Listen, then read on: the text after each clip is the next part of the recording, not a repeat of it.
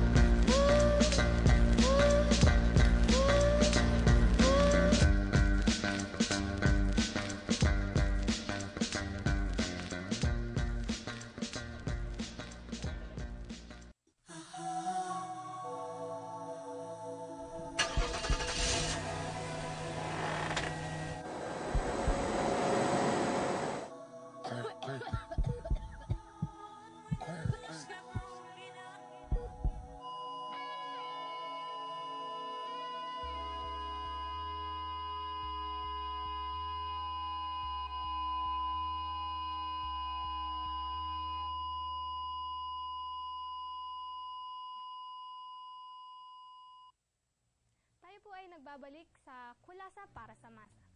So, Miss Celeste, may ilan pa po ang katanungan. So, ano po ba nabasa ko po kasi sa article na i-exempt daw po yung mga foreign workers if ever na dito po sila magtrabaho. Bakit po sila kailangan i-exempt?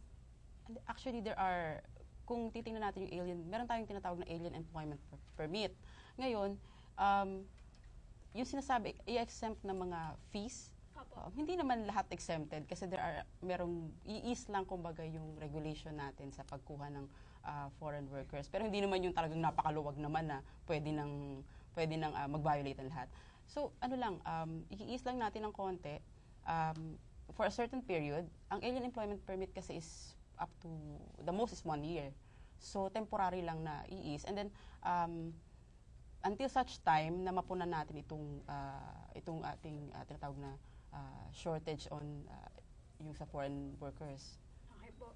So, kung kung magkakaroon po tayo ng foreign workers, magiging equal din po ba yung salary nila sa mga nagtatrabahong Filipino workers sa mga foreign workers po? Yes. Mhm. Kaya lang kasi pag equal siya, but then again, pag sinabi kasing skilled workers, hindi ito yung minimum wage. Diba? Hindi yung minimum wage earner. So, equal siya, pero merong konting, kasi skilled eh. Pag sinabi natin skills, meron kang certain privileges and perks na pwedeng ibigay. Depende sa kakayahan ng kumpanya. Okay po. So, Ms. Cherry, ano naman po bang masasabi niyo po sa salary po na magiging ganun nga daw po?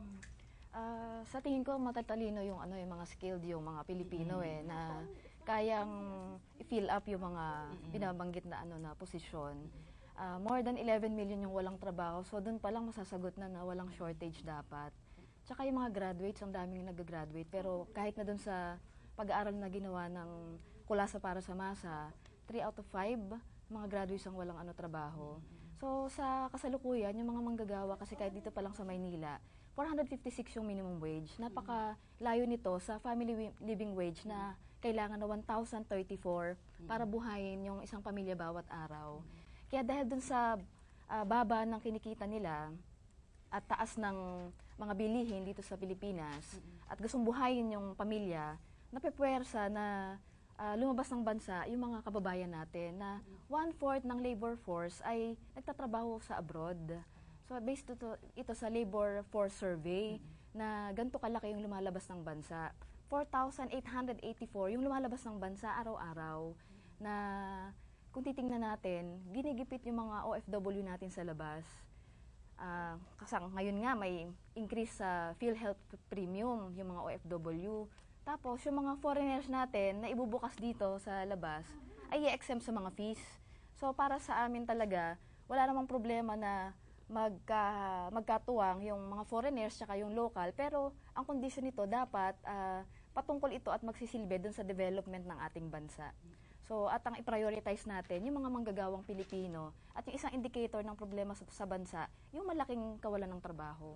Pero sa kasalukuyan, milyong-milyon na mga kababayan natin yung walang trabaho. So ito dapat yung tignan at bigyang solusyon ng gobyerno natin.